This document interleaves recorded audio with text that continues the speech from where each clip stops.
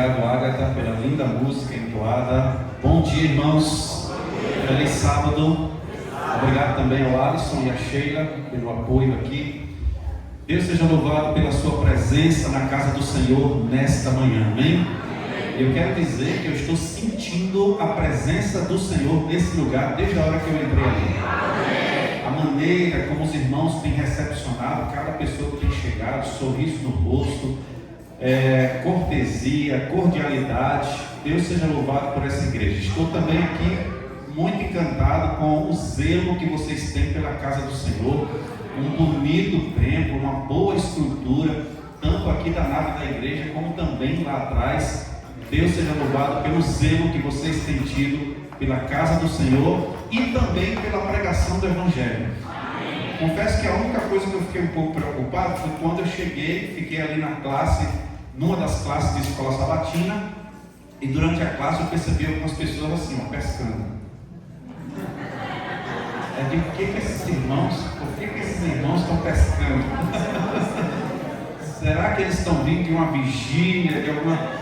E agora, aí eu entendi na hora dos avisos o que vocês fizeram hoje de manhã cedo, de madrugada, uma missão aqui ao redor da igreja. Louvado seja o nome do Senhor. Desde as 5 da manhã. Então, se vocês começaram às 5 da manhã, isso quer dizer que desde as 4 vocês estão aí no mínimo alertas aí. Que coisa bonita, viu? As mensagens, a Sheila ali estava me contando o que vocês fizeram, pegaram um balãozinho junto com a mensagem, afixaram nas casas, nas portas das pessoas. Imagine só essas pessoas acordando e vendo ali uma mensagem da palavra de Deus.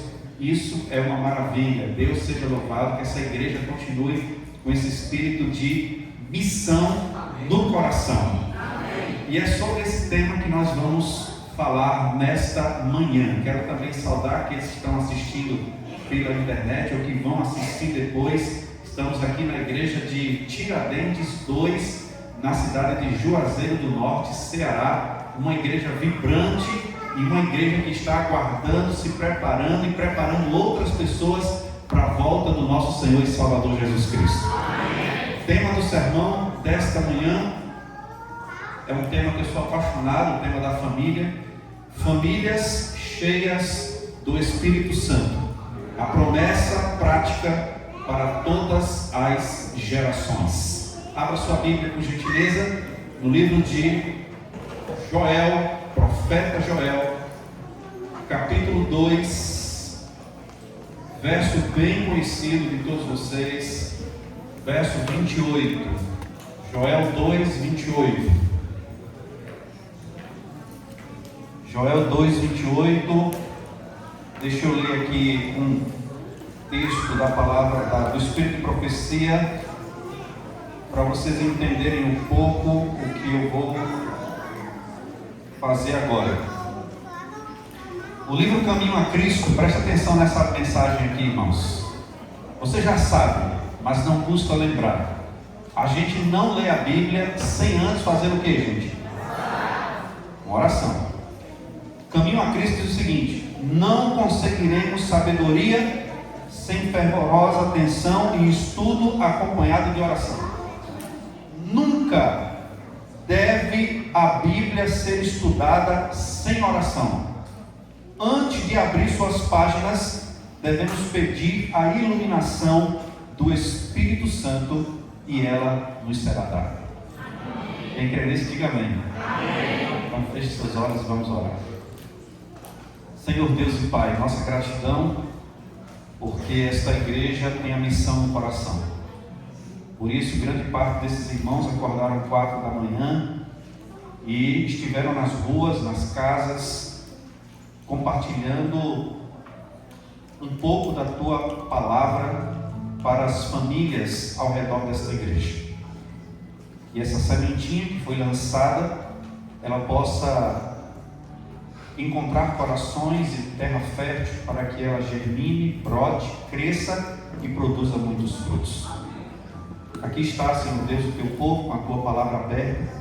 Suplicamos também que o Senhor abra a nossa mente para compreendê-la, nosso coração para aceitá-la e a nossa disposição para praticá-la.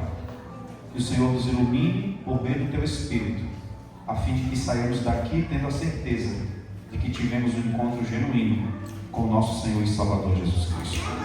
Fala conosco, em nome de Jesus. Amém. Joel, capítulo 2, verso 28, diz assim: E acontecerá depois disso, que derramarei o meu espírito sobre toda a humanidade. Os filhos e as filhas de vocês profetizarão, os seus velhos sonharão, e os seus jovens terão visões. Não feche, porque a gente vai ler outros versos desse capítulo. A família sempre fez parte dos planos de Deus para realizar os seus desígnios sobre a humanidade. Por exemplo, quando Deus pensou em criar um planeta, encher esse planeta de criaturas que pudessem substituir aquela terça parte de anjos que se apostatou no céu, Deus teve uma estratégia para isso. E essa estratégia chama-se família.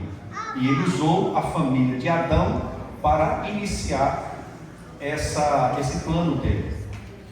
Infelizmente, Adão e Eva falharam. Eles até encheram a terra, mas falharam no sentido de obedecerem a Deus, e a terra, ela mergulhou num profundo conhecimento do pecado, e também levou todos os seres humanos a apostatarem e se separarem de Deus, a ponto do Senhor dar cabo de toda a humanidade através do dilúvio. E Ele planejou então recomeçar tudo de novo. E quando Ele planejou recomeçar tudo novamente, Ele usou mais uma vez a estratégia da família. E dessa vez usou a família de Noé. A terra encheu novamente, e agora as pessoas não se juntavam mais em famílias, mas se juntaram em clãs, tribos e nações. E Deus resolveu estabelecer a sua nação.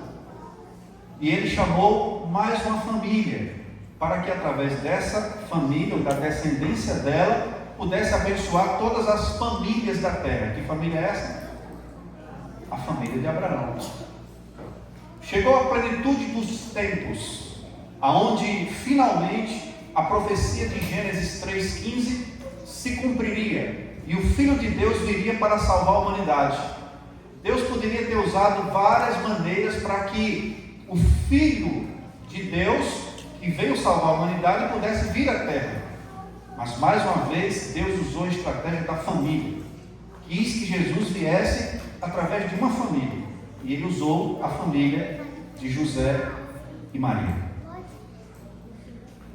Se Deus sempre usou famílias para cumprir os seus desígnios e os seus propósitos, o que faz você achar que no final dos tempos será diferente? Não vai ser diferente. A Bíblia diz que antes da volta de Jesus, o Espírito Santo será derramado sobre toda a carne. Os filhos e as filhas nossos, eles terão visões. Os nossos velhos sonharão, e os jovens irão profetizar. Quem crê nisso, diga amém. Amém. É interessante que esse texto aqui, ele revela que Deus não tem apenas uma preocupação escatológica, mas uma preocupação também profundamente familiar. Deus quer restaurar, reavivar e usar as nossas famílias. E é interessante que, de forma intencional, Deus inclui aqui todos os gêneros e todas as gerações através dessa promessa. Filhos e filhas, ou seja, homens e mulheres, pessoas jovens e adultas, crianças e idosos. Deus, Ele usa todas as faixas etárias, todas as gerações, todos os gêneros, para mostrar que Deus deseja usar a todos para cumprir os seus propósitos nos últimos dias. A força missionária da igreja está na família. Agora na secretaria estou estudando o perfil, os números e como é a Igreja Adventista aqui no estado de Ceará.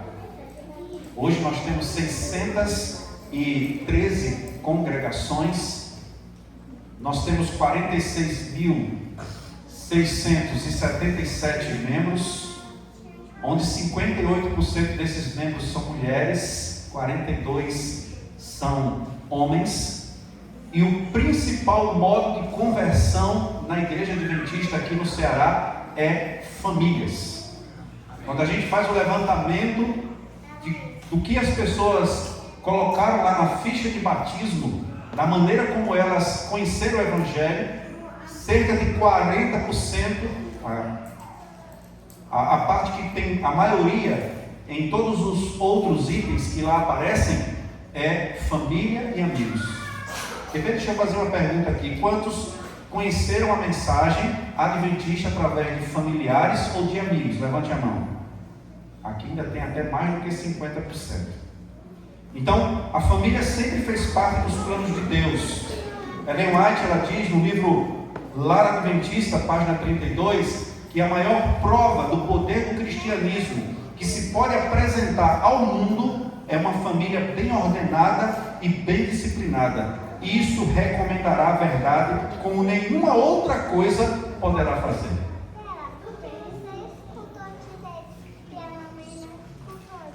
Assim como no passado, Deus deseja também hoje usar as famílias para o cumprimento da missão.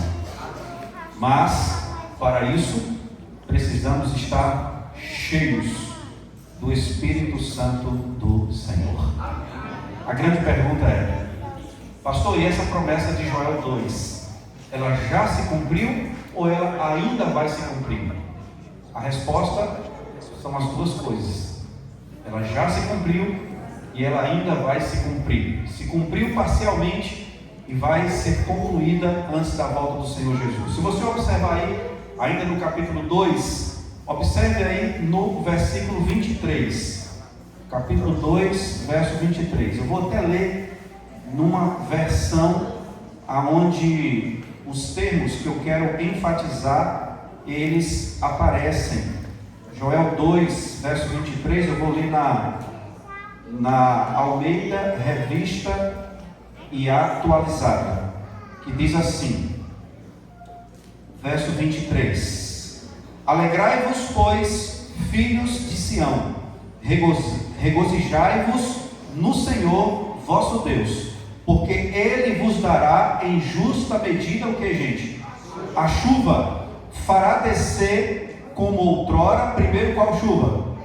A temporã, e depois a chuva serôdia. Então são duas chuvas. O profeta aqui, ele toma emprestado um termo que as pessoas ali no Oriente Médio, elas usavam para descrever duas chuvas. Uma chuva chamada temporã, a primeira chuva, que era enviada por Deus exatamente no período em que eles estavam plantando, que eles estavam cultivando. Essa chuva, ela servia para que a semente ela pudesse germinar, brotar e crescer. Quando estava próximo da colheita, Deus mandava uma segunda chuva, que eles chamavam de chuva serôdia. A segunda chuva era exatamente para o grão amadurecer e se tornar então apto para a colheita. Então a profecia aqui diz que o Espírito Santo em profusão, de maneira especial, para a pregação da palavra de Deus, iria ocorrer em dois momentos: um momento no início do plantio e um momento na colheita. Então essa profecia, ela iria se cumprir antes da volta de Jesus. Pastor, como é que você sabe disso? Se você observar aí no verso 31, observe aí no verso 31 a última parte, Joel 2,31, última parte, diz assim: antes que venha o grande e terrível dia de quem? Do Senhor. Então, vamos ver o primeiro cumprimento dessa profecia. Agora vamos para Atos capítulo 2. Abra sua Bíblia em Atos capítulo 2. Atos 2, nós encontramos aqui a vinda do Espírito Santo, o dia de Pentecostes, o dia em que Jesus havia prometido para os discípulos que iriam encher eles do Espírito Santo, e eles seriam suas testemunhas em Jerusalém, Judéia, Samaria, até os confins da terra. Vocês conhecem aqui, eu não vou ler o texto todo, eles estavam reunidos, eram cerca de 120 pessoas. Esse era o início da igreja cristã. Logo após Jesus voltar para o céu, ele disse: olha, não saiam para pregar, não saiam de Jerusalém, até que o Espírito Santo seja derramado sobre vocês. E os discípulos obedeceram. Foram 40 dias Jesus com os discípulos, depois que ele ressuscitou, e depois que Jesus ascendeu aos céus, eles passaram 10 dias. Por isso que nós usamos esse número, 10 dias de clamor e 365 dias de oração. Então eles passaram 10 dias ali orando ao Senhor, e no final dos 10 dias o Espírito Santo desceu em profusão, de maneira miraculosa, especial, sobre os discípulos. E Pedro, ele logo após isso pregou para uma multidão que ali estava, e ele começou o seu sermão lendo exatamente o texto que a gente acabou de ler, Joel 2:28. Olha aí, capítulo 2 de Atos, verso 17. Atos 2:17 diz assim: e acontecerá que nos últimos dias, diz o Senhor, derramarei o meu espírito sobre toda a humanidade. Os filhos e as filhas de vocês profetizarão, os seus jovens terão visões e os seus velhos sonharão. Uau! Aqui está o cumprimento parcial de Joel 2:28. Aqui está a primeira chuva. Aqui está a chuva temporânea. Aqui está a chuva que deu início à igreja cristã. Aqui está a chuva do Espírito Santo que fez germinar, brotar a semente da palavra de Deus, e começou-se então a igreja cristã. Agora, é interessante notar que esse texto, ele é lido como cumprimento de Joel 2:28, mas ao mesmo tempo ele aponta para frente. Ele aponta para trás, Joel 2:28, mas ele aponta para o futuro. Como você pode afirmar isso, pastor? Se você olhar aqui esse verso, você vai ver uma diferença. Existe um termo aqui diferente em Atos 2:17 de Joel 2:28. Alguém percebeu a diferença? Ninguém percebeu? Aqui está tudo quase igual. Os jovens, eles teriam visões, os velhos sonhariam, os filhos e as filhas profetizariam, o Espírito seria derramado sobre toda a carne, sobre toda a humanidade, depende da edição da sua Bíblia, mas tem um termo aqui diferente. Qual é? Não. Como? Também não.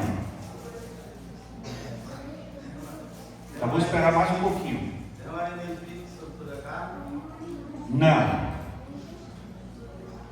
Uma dica, está na primeira frase.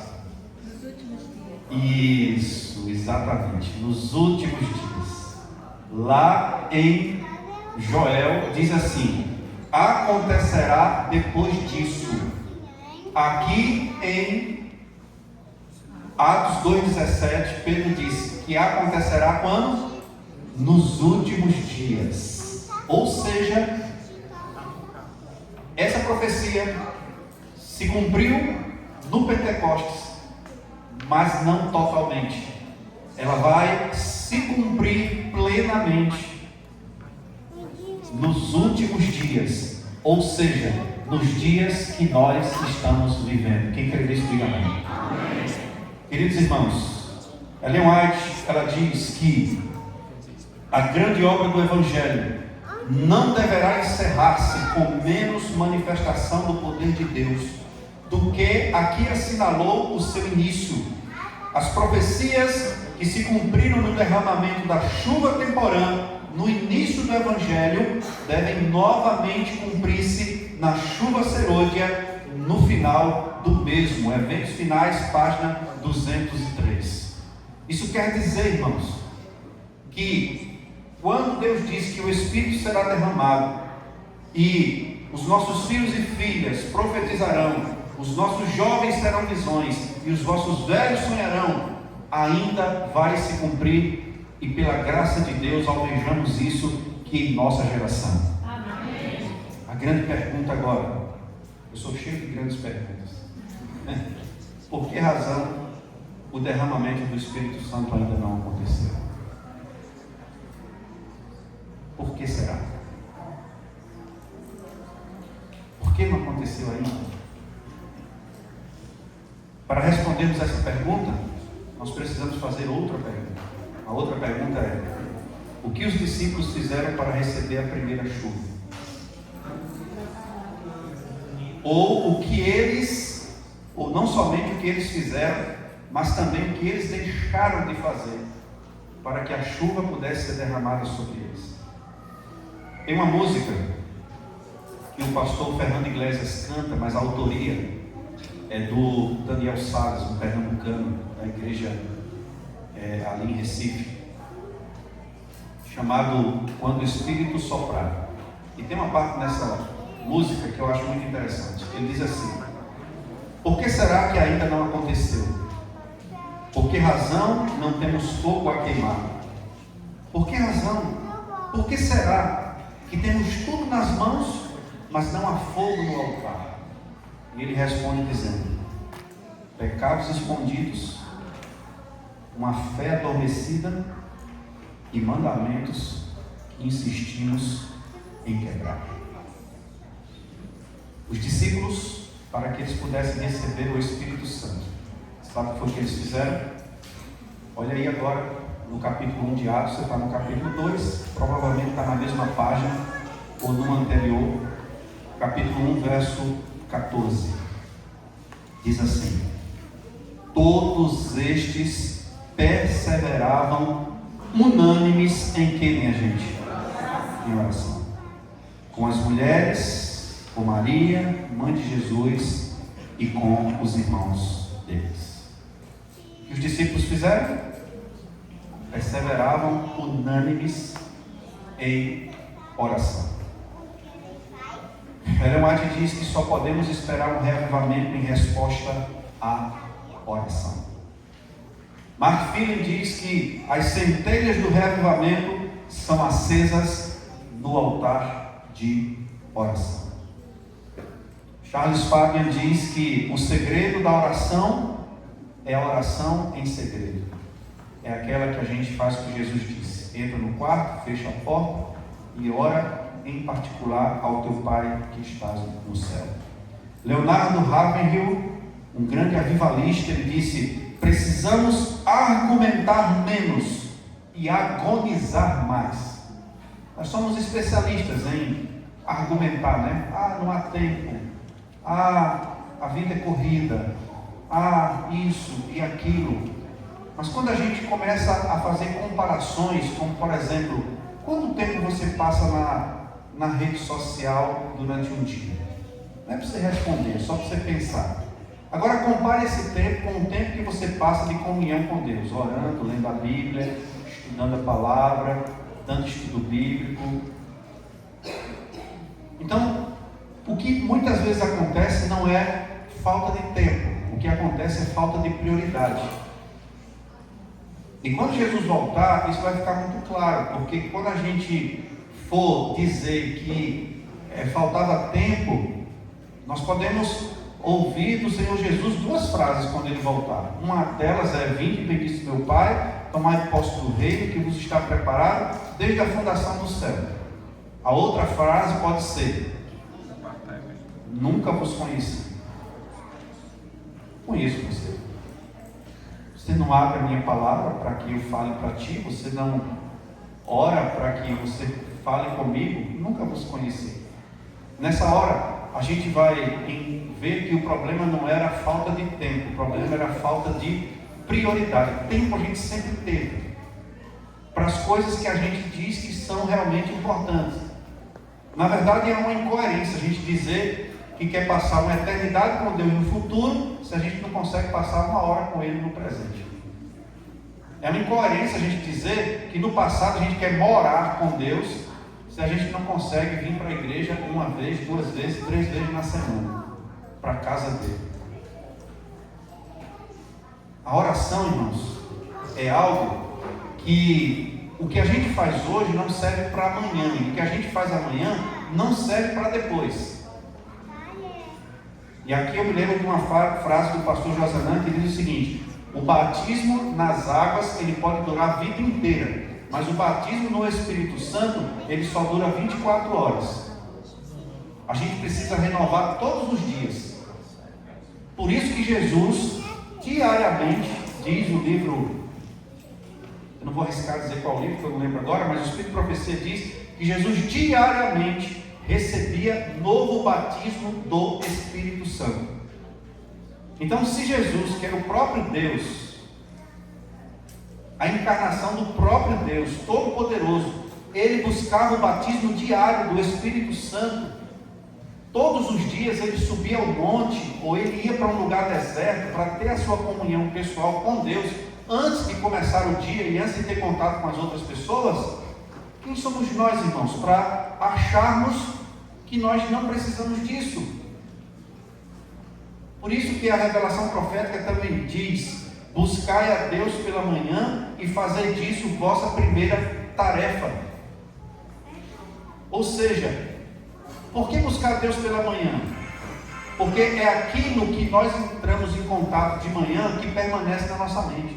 Aquilo que a nossa mente entra em contato de manhã é aquilo que permanece, ou que há a probabilidade de permanecer ao longo do dia. Quer um exemplo?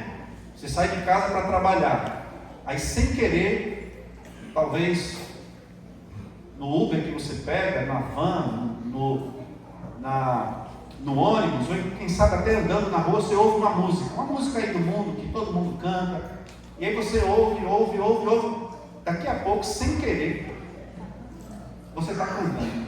É ou não é? Sabe por que isso? Primeiro, porque a música tem um poder tremendo, ela não entra só pelos ouvidos, ela entra pelos poros. Segundo, que ela entrou em contato com a sua mente de manhã cedo, e quando entra de manhã cedo, permanece. Uau! Está vendo porque Deus diz: buscai a Deus pela manhã e fazei disso vossa primeira tarefa? Então, quando você acordar de manhã, antes de você ser tentado a ver mensagens que alguém te mandou de madrugada ou no dia anterior, por favor, primeiro, veja a mensagem que Deus tem para você na sua palavra. Quando você acordar de manhã, antes de você conversar com outras pessoas, abrir o celular e for responder mensagens, conversar com um e com o outro, primeiro se ajoelhe e converse com Deus em oração.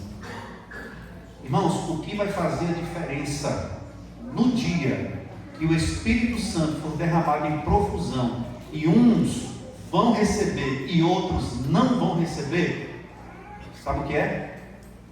É exatamente o batismo diário do Espírito Santo. Ninguém vai receber a chuva serôdia sem antes ter recebido a chuva temporã. Pastor, e o que é a chuva temporã? A chuva temporã é o batismo diário do Espírito Santo. Todos os dias. E o que você fez hoje não serve para amanhã. Amanhã tem que fazer de novo, e de novo, e de novo. Eu fui abandonado pelo meu pai quando eu tinha 4 anos de idade. A minha mãe ficou com 4 filhos para criar. Ninguém evangélico, ninguém adventista. Eu só conhecia a mensagem com 18 anos de idade. Perdi meu irmão por conta das drogas, perdi primos por conta de drogas, por conta de tragédias, por conta de álcool. Uma família completamente desmantelada, e é isso que acontece com a maioria das famílias que não tem o temor e o conhecimento de Deus. Mas, quando eu completei 18 anos, eu conheci a verdade. Nessa época eu estava trabalhando, porque eu era rimo de família. Minha mãe, que lutou muito para criar os 4 filhos, chegou o momento que teve um AVC, não pôde mais trabalhar. E eu transferi para a noite o estudo e fui procurar emprego, consegui, comecei a trabalhar numa loja de bijuterias lá em Natal. Eu sou aqui do estado do Rio Grande do Norte, vizinho aqui de vocês, do Ceará. E nesse ínterim conheci uma pessoa que me apresentou a verdade, me deu estudo bíblico, e eu descobri que o sábado era o dia do Senhor. E aí eu tinha que tomar uma decisão de guardar o sábado para ser batizado na semana seguinte. Fui falar com o meu patrão, o Tião. A loja que eu trabalhava era Sam Bijuteria, que tem até hoje uma rede de lojas lá em Natal. Sam significa Sebastião Alves do Nascimento. E como ele era evangélico, eu imaginei assim, ele vai me liberar, porque ele vai ficar até feliz, porque eu vou me tornar um evangélico. Mas não foi bem assim que aconteceu. Quando eu disse que era por conta do sábado, que eu queria o sábado livre para guardar o sábado, ele disse: não, o sábado aqui ninguém guarda, e se você quiser guardar o sábado, guarda na gaveta. E agora eu tive que tomar uma decisão. E tomei a decisão de sair do emprego para ser batizado. A minha mãe diz assim: eu nunca vou ser da sua igreja, que igreja estranha. Tanta igreja para você escolher, vai escolher logo essa igreja que tem que sair do emprego para batizar. Ela não sabia o porquê de nada, ela não conhecia ainda a mensagem. E eu tomei a decisão e ela disse: eu nunca vou ser um adventista. Aquilo ali cortou meu coração. Mas eu tinha que acreditar no que diz a palavra de Deus. A palavra de Deus diz que quando nós colocamos o reino dele em primeiro lugar, todas as coisas são o quê? Acrescentadas. E eu creio nisso. Fui batizado. Deus transformou a minha vida e me salvou de muitas coisas. E pela graça de Deus, 12 anos depois, a minha mãe, ela também foi batizada. Então eu cresci sem pai. Eu cresci sem uma família estruturada. E por essa razão, quando eu cresci, e sempre com aquele pensamento: eu vou crescer para estabelecer uma família, e uma família que possa durar. Eu, quando era pequeno, eu ficava brincando com meus amigos lá fora, lá na rua, à tarde. Todos nós estudávamos de manhã e à tarde a gente ia brincar. Do lado direito tinha meus vizinhos, o seu Damião e Dona Aparecida. Os filhos deles, eles gostavam de nomes americanos. Os filhos dele eram Michel, Eliud e Leif. Eram os meus amigos ali para brincar na rua. Do lado esquerdo tinha a família do seu Furtado e Dona Lindamar. E aí os nomes dos filhos dele eram Rosenildo, Rosenilson, Rosenberg e Roserano. Esses meus amigos, a gente brincava toda tarde ali na frente de casa. E quando chegava no final do dia, o ônibus encostava assim, aí descia seu Damião, o pai de Michel, Eliud e Leif. Eles corriam, abraçavam o pai deles e iam para casa, né? Aí eu ficava brincando com o restante. Daqui a pouco descia seu Furtado no próximo ônibus. Eles corriam, abraçavam o pai e iam para casa. Mas meu pai nunca apareceu em nenhum ônibus. E aquilo ali me trazia uma tristeza, mas ao mesmo tempo Deus fez transformar essa tristeza em propósito de vida. E mesmo pequeno ainda tinha um propósito. Se um dia eu formar uma família, eu quero que essa família permaneça nos caminhos do Senhor até a volta do Senhor Jesus. Nunca vou deixar minha esposa e nunca vou abandonar os meus filhos. Mas para isso, irmãos, eu precisava tomar uma decisão. A decisão de seguir a Deus. E quando meu patrão disse que eu não iria guardar o sábado, eu ali tinha que tomar uma decisão. A decisão era: eu mantenho o emprego para continuar abençoando minha família, ou eu saio do emprego, confio no Senhor que Ele tem algo maior para mim no futuro. Eu estou falando isso aqui porque eu estou vendo muitos jovens nessa igreja. E vai chegar um momento que você vai ter que tomar uma decisão também na sua vida. Aqui a Bíblia diz que os jovens, eles teriam visões. Os jovens teriam visões. A igreja precisa que os jovens entendam o papel que vocês têm profético para essa igreja. Infelizmente não é isso que tem acontecido. Como disse, assumi a secretaria recentemente, estou fazendo muitos estudos. E um dos estudos que mais me entristeceu, e tem entristecido todos nós aqui na Associação Cearense, é que de todas as faixas etárias, os jovens são um grupo que nós estamos perdendo mais do que ganhando. há 10 anos, nós estamos, se recebemos 1.000 jovens por ano, tem saído 1.500. Isso é muito preocupante. E eu quero falar para você, jovem, que está aqui me ouvindo nesse momento, ou você que talvez esteja nos assistindo pela internet. Aconteça o que acontecer, confie no Senhor. Deus tem planos grandiosos para a sua vida que você não tem ideia. Eu, quando tinha 18 anos, tive que tomar aquela decisão, mas eu não sabia planos maravilhosos que Deus tinha para a minha vida. E um dia, eu fui pela primeira vez na igreja. E quando eu cheguei na igreja, era um domingo, eu não podia ir no sábado ainda, né? Quando eu estava recebendo estudo bíblico, porque no sábado eu ia trabalhar. Não ia também na quarta, porque eu estudava à noite, só podia ir no domingo. Quando eu cheguei na igreja, Deus já me deu a primeira bênção. Quem estava na recepção? Maria Cátia, hoje é a minha esposa. A primeira pessoa que eu conheci na igreja foi a minha esposa. Ela me recepcionou com um sorriso tão belo, que deu um friozinho na barriga, um friozinho na espinha. E eu confesso que eu passei a vir para a igreja por conta disso. Isso é tudo normal, viu, irmãos? Às vezes a gente fica dizendo assim, a pessoa vem para a igreja por causa do brinde, no evangelismo, por causa disso, daquilo. Não tem problema não, pode vir por conta disso. Não tem problema, está tudo certo. Ninguém entra na igreja sabendo de tudo, com conhecimento total de tudo. E eu fui por conta disso, mas depois Deus ele me pescou, Deus me abençoou e eu conheci o Senhor Jesus. Amém. Tive o privilégio de casar com a minha esposa e Deus me deu uma família linda para a glória do Senhor. E lembra daquilo que eu falei?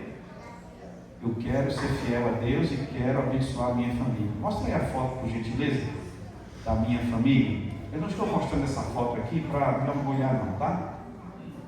Aliás, eu tenho até uma observação a fazer. Muito cuidado com as fotos que vocês veem na internet das famílias. E muitas vezes a gente acha, é sempre assim, né? A gente acha que a grama do vizinho é mais verde do que a nossa. Parece que aquela família é mais bonita do que a nossa, é mais feliz do que a nossa. Calma, calma, não é bem assim. O que está na internet às vezes não retrata a realidade. Viva a sua vida, viva a sua família, abençoe a sua família, trabalhe, ore pela sua família, porque a sua família deve ser o seu alvo, o seu referencial e não as famílias dos outros, ok? Mas essa é a minha família. Eu tive o privilégio de casar a minha filha no início do ano passado, tem 1 ano e 1 mês que ela casou, o nome dela é Rebeca, está ao lado do seu esposo, o Guilherme. E do lado de lá está o meu filho mais velho, que já casou há quase 4 anos, junto da sua esposa Manuela, e ali eu e minha esposa. No dia do casamento deles, eu me emocionei muito. Por quê? Porque eles casaram em Natal, a mesma cidade que eu casei, 30 anos depois, no mesmo horário, e com a diferença de alguns dias do dia que eu casei. Então, 30 anos depois, Deus estava me dando uma bênção que eu nunca imaginava que Deus iria me dar, irmãos. De casar minha filha e de ter os meus filhos nos caminhos do Senhor. E Deus me tocou para eu falar uma coisa na hora que eu fui dar os votos para Rebeca e para Guilherme. Na hora do sermão, eu preguei metade do sermão e o pai do Guilherme pegou outra metade, ele também é um pregador.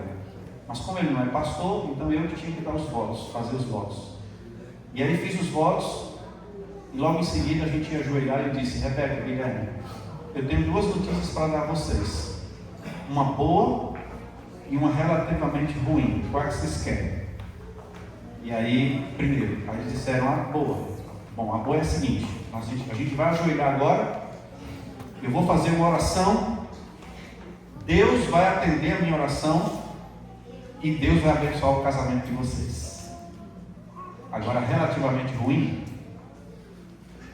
é que essa oração e essa bênção só vai durar 24 horas.